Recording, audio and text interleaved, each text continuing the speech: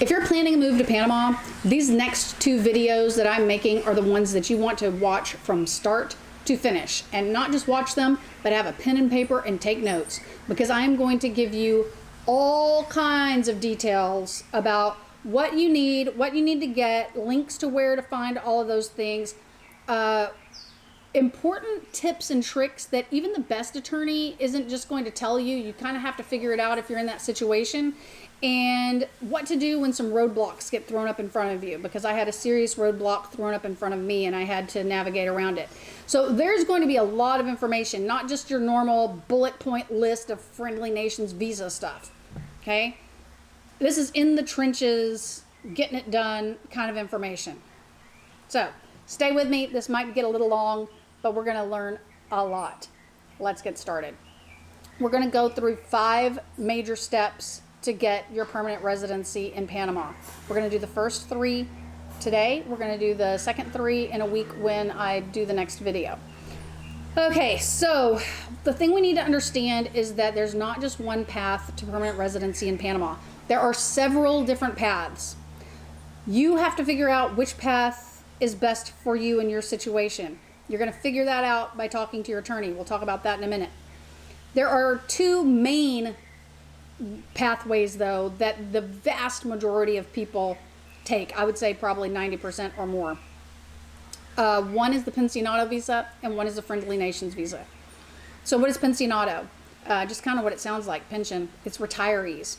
Okay, so it's people who can prove that they have a set amount of money. I think it's about $1,000 coming in a month from retirement or annuities, that kind of thing. The requirements are a lot less than they are for friendly nations visa. It's also cheaper to apply for this visa. So, hey, that's looking like a pretty good way to get in if you want your residency. It's easier and it's cheaper. What's better than that? Well, if having a work permit is in your future plans, do not get the pensionado. You cannot ever get a work permit on that. Why? Because you're retired. You're not supposed to be working. So why would you need a work permit? So if you had a business like that was based in the US that was online and you were working it for that business, you probably would be fine. Don't take my word for it. Ask your attorney, ask your accountant, disclaimer, disclaimer, disclaimer, small print. But if you wanted to have a business in Panama and work in that business or work for another Panamanian company, you're never going to be able to do that under pensionado. So don't even think about it. Even if it's going to save you some money, if you can't work and that was your plan, you've got a problem. So the other one is friendly nations, and that's the one that my husband and I came under, or are working on getting here under. And friendly nations is basically, Panama has set aside a few dozen different countries that they've deemed as friendly nations. I'll link it below in the description. And so these countries are countries that Panama wants the citizens from those countries to come to Panama and contribute to the economy of Panama. So it's kind of a win-win for both parties. So what they've done is they've made this process really streamlined and really easy for people. In fact, getting permanent residency through this friendly nations visa is one of the easiest pathways to permanent residency in the entire world. So it's definitely worth looking into. So how are we going to get that friendly nations visa and become permanent residents? Here's how. And the thing, and the kicker is that with friendly nations you can work, okay? Which is why my husband and I want that one. We want to be able to work and own our own business here, right? Okay, so step 1, I need you to pick up your pen and get it onto your paper and write these words exactly as I dictate them. Get an. Now this next word I want you to put in capital letters and underline it 3 times. Excellent attorney. I cannot emphasize this enough. This is not the place where you skimp and save. This is not the place to think you're so smart because you just saved $300 on an attorney. This is the place where you spend the money and you get the big guns. You get the people that are going to fight for you and they're going to get this done for you. I have heard so many stories of people either getting scammed completely out of their money by people claiming to be attorneys and they weren't, because how do you know? Or attorneys who didn't really know what they were doing, and the process has literally dragged out for years with some of these clients. With that time comes expense. You don't want that. Here's what I'm telling you right now. If you listen to me and you use the attorney I tell you to use, you can have this process done basically within a month, because that's what my husband did from beginning to end. That's not a month in Panama. That's like 2 weeks in the States and 2 weeks in Panama. Okay, want to know that tip? Here it goes. Kramer and Kramer Law in Panama City, who also has offices in David. So you can do your residency either in Panama City or you can do it in David, depending upon where you are. I know a lot of you people are looking to move to Boquete, so David is really close for you. Here's the deal with Kramer. My real estate transaction I am doing with a different attorney. Why am I doing it with a different attorney if I'm recommending Kramer and Kramer? Because Cheapo McCheapy Pants here saved a couple $100 by using this other attorney. Now, I will tell you that I did research this attorney very thoroughly, and this is a competent attorney who is going to get this property transaction done, I have no doubt, and is not going to scam me out of my money. So I'm safe, but I'm lacking in services, okay? When I ask questions, I want detailed answers. I don't want vague stuff. I don't want to have to ask the same question 8 times to get a solid answer. I also don't want to have to wait 3 days in between emails to get an answer.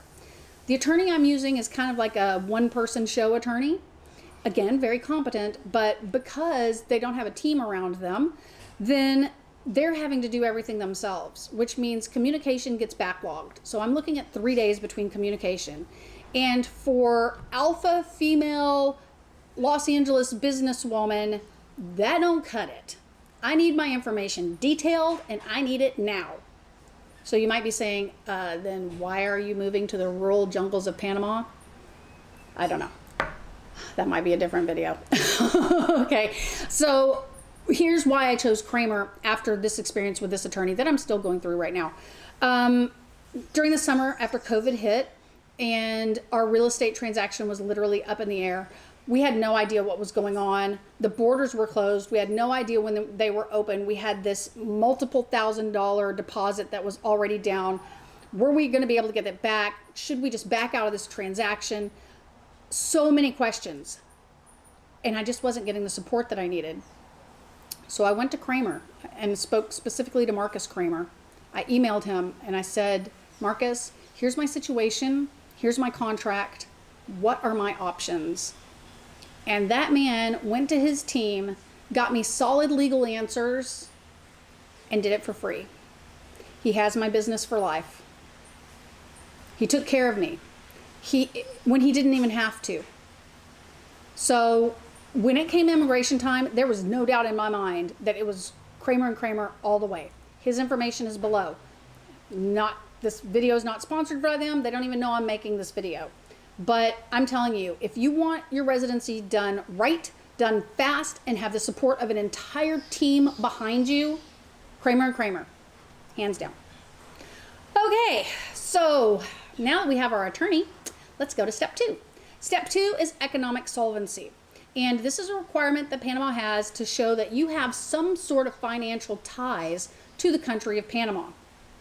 And they give you 3 options for these financial ties. One can be that you open a Panamanian corporation. One can be that a Panamanian company hires you, so you are coming here to work for that company.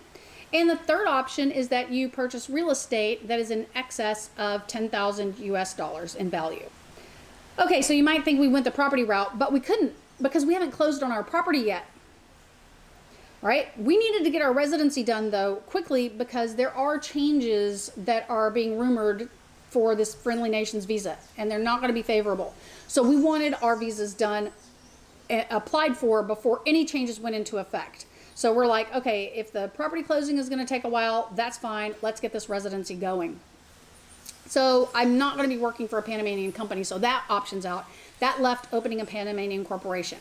Not a problem. I needed a Panamanian corporation anyway because I want to structure my business to be the most tax advantageous. And to do that, I needed a Panamanian offshore account.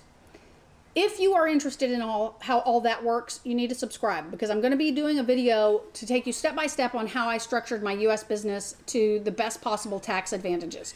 But for now, we're just going to know that I opened up a Panamanian offshore account.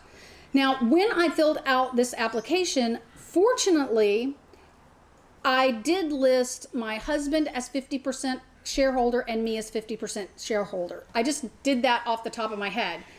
Because as we're going to see in a minute, had I listed me as 60 and him as 40, or him as 80 and me as 20, we would have had a problem.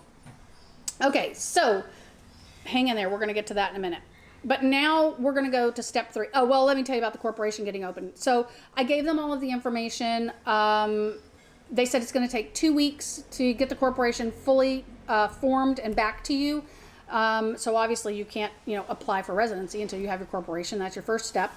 So I recommend that this step 2 is definitely the one you start as soon as you get your attorney, because this one's going to take the longest. It took 2 weeks, right? Kramer & Kramer charged me $1,400 to do the entire corporation, which I thought was very reasonable. They handled everything.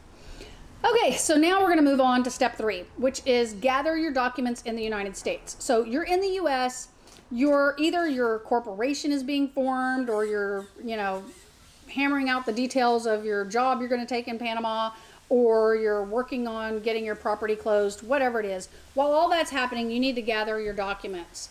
I recommend that you don't do this more than a month before you're coming, because these documents do have expiration dates. So don't do it way far in advance. Wait until you know you're coming to Panama, and then back up about 3 weeks or so, 3 to 4 weeks, and then start gathering these documents. So you have plenty of time to get them in case there's a glitch somewhere. All right, so what are you going to need from the U.S.? You're going to need a valid passport. Ding, you already have that, I promise. You're going to need a second form of identification. We used a driver's license. I don't know what other forms they might take. You need to talk to your attorney, who should be Kramer. Let's see, 5 passport photos. How easy is that? Super simple. Then it gets a little tricky. You need this thing called an FBI criminal background check. Boom, boom, boom. Okay. It seemed like this thing that was going to take forever and be, time and labor intensive and blah, blah, blah, blah, blah. But actually it ended up being so simple. I'm going to link everything below. Okay. I'm going to link you to the US FBI site where you have to apply, because the attorney didn't give that to me, and I had to search for it. So I'll give that to you. So you click on that link, you give them all of your information. And what they're going to do is they're going to send you back an email that's going to have like a PIN number and some other information. And it's going to tell you that you then need to register with the United States Post Office, because that's what you're going to do to go get fingerprinted. So you have to have those 2 things in place. You have to have that email with that PIN number, and you have to be online and register with the U.S. Post Office to be fingerprinted. Okay? So once you have those things in place, then you can immediately go into the post office and get fingerprinted. So like literally at 8 o'clock in the morning, you can go to the FBI website, click on the link, get the information. By 8:30, you're going to have the email. By 8:45, you're going to be registered on the U.S. Post Office site. You can be at the post office by 10 o'clock and get your fingerprints. Okay. To do the FBI registration was like $16, I think. And then to get the fingerprinting was like $50. So you take this PIN number and the email that the FBI sends you back. You take it to the post office, and the post office is going to fingerprint you. I thought it was going to take a long time to get back. It took a little over 24 hours for my FBI report to come back in the mail. So literally, you're talking barely 2 days to get this entire thing completely done. So don't think it's going to take weeks. I really thought it was going to take weeks. My husband, he did his, and then I was talking to him as he was driving back from the post office to come home, and his email dinged on the drive, because my husband is the golden child, and we'll talk about that later, blah, blah, blah. But he got his back in like seconds. They were like, oh yes, you're perfect, Brian. Disgusting. We'll talk about mine later, like I said. Okay, so then you have your FBI report. Now that you have it, you've got to do another step. You have to have it apostilled, which means it has to basically be made official for the country of Panama to know that it's a real document, not just something you made up off the top of your head. So there's two ways to do this. You can send it off to Washington, D.C. and get it apostilled. There are services that will kind of expedite that for you. They're all over the place if you go online and search. That was the first route I tried to take. But they said that because of COVID, it was going to take about 8 weeks to get it apostilled and back to me. And it was going to cost hundreds of dollars. And I was like, oh, there has to be a better option than that. Because I'm leaving for Panama in less than 8 weeks. So the other option was to have it authenticated by the Panamanian consulate. Now, I just happen to be lucky enough that I live near a Panamanian consulate in Los Angeles. So I called them up and I said, what's the process? I have my FBI report for Friendly Nations visa. What do I have to do? They said, go get your copy from your email, print out your email, go get it notarized, bring it down to the consulate, make an appointment, which I got a same day appointment. You just call and say, hey, I'd like to be there at noon. Okay, no problem. Show up at noon with your notarized FBI report and $30, and in 15 minutes, you've just walked out with exactly what you need.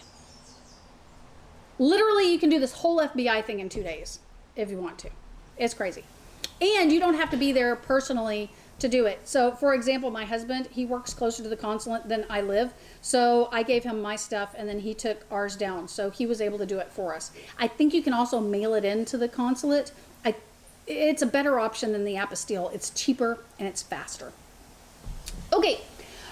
So that got us through the FBI check. So now the next thing that we need is something that has to be done in Panama, but you have to get the documents for it here. And that's that Panama is going to require you to open a Panamanian bank account. But in order to do that, you have to have some documents from the United States. So let's look at some of those. Documents are, you're going to need a bank reference letter that's basically saying you're in good standing. Now, because I'm detail oriented, just the attorney telling me you need a reference letter that you're in good standing, I want the details. What needs to be in that letter? Because I'm not going back twice. So I have that sample letter, and then I'll put that information in the description below so you know exactly what you need your bank letter to say. I've heard that some banks are it's difficult to get these letters from them. I bank at Wells Fargo, so I had no problem. I just went into the branch and they wrote it up for me, and it's a template that they have, but it worked exactly for what I needed. Let's see. So then the next thing you're going to need is the last 3 bank statements. You can just print those off from online or whatever. And then you're going to need proof of income. That can come in 2 ways. Either your previous year's tax filing or proof of income or proof of employment letter that is valid for 3 months. Now, I'm self-employed, and so I didn't want to get into that kind of gray area. So we went with the income tax. So we provided the 2019 income tax. So here we gathered all these documents. We had our passport, our second ID, our driver's license. We had our 5 passport photos. We had our authenticated FBI report. We had our bank reference letter. We had our 3 bank statements. We had our 2019 income tax stuff.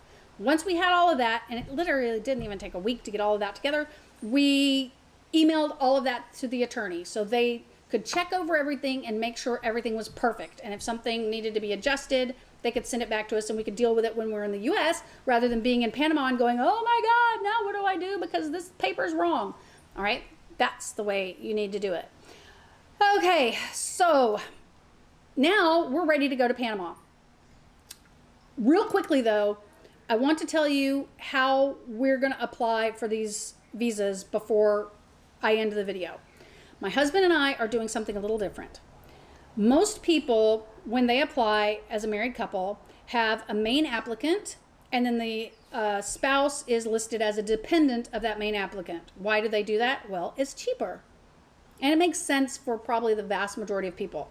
However, something I didn't know until I really started talking to Kramer and telling them, hey, here's what we plan on doing, was that in order to get the work permits, it's much easier and much cheaper process and much faster if you apply as individuals.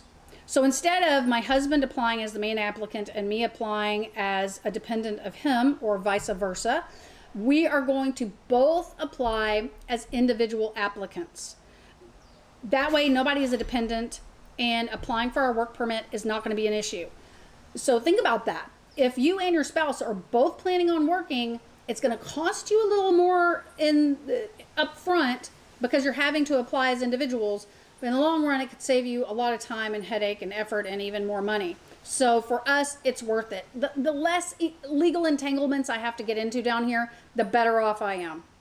That's the places I'm willing to spend more money, is like on legal things, like making sure I have a good attorney and making sure I set things up properly. That's where money needs to go. There are plenty of other places to worry about saving money. Oops. Remember when I told you that I was going to tell you why it was really important that I had accidentally listed my husband and I as 50-50 shareholders in the corporation we created? This is where it comes in. Because we are applying for individual, independent, friendly nation visas, not as a spouse with a dependent, but because we're separate, that means that we each have to fulfill all of the requirements. So again, one of the requirements for economic solvency is to own a corporation. Well, the kicker is that the corporation that you use for that economic solvency portion of the requirements, you have to own at least 50%. So if I had set it up to where I owned 80% and my husband owned 20, or he owned 60 and I owned 40, then whoever had less than 50% would not have qualified for the economic solvency portion of the program, and would have to then either go back and do the expense of changing our shareholder percentages or create a new corporation. So if you plan on doing what we're doing, filing individual friendly nations visas to make your work permit a little bit easier, then make sure if you're using the corporation route that you list that corporation as 50-50. It's going to save you a lot of time, headaches, and expense down the road. All right, so we have everything together. We are ready to pack and head to Panama and do the process that's required there. But we're already 20 minutes into this video, which means that is going to have to wait until next week. So next Friday, we're going to talk about our entire process in Panama. We're going to talk about Brian's process and my process, because I promise you they were two completely different processes. All right, so make sure you subscribe and you don't miss it, and see you on the next video.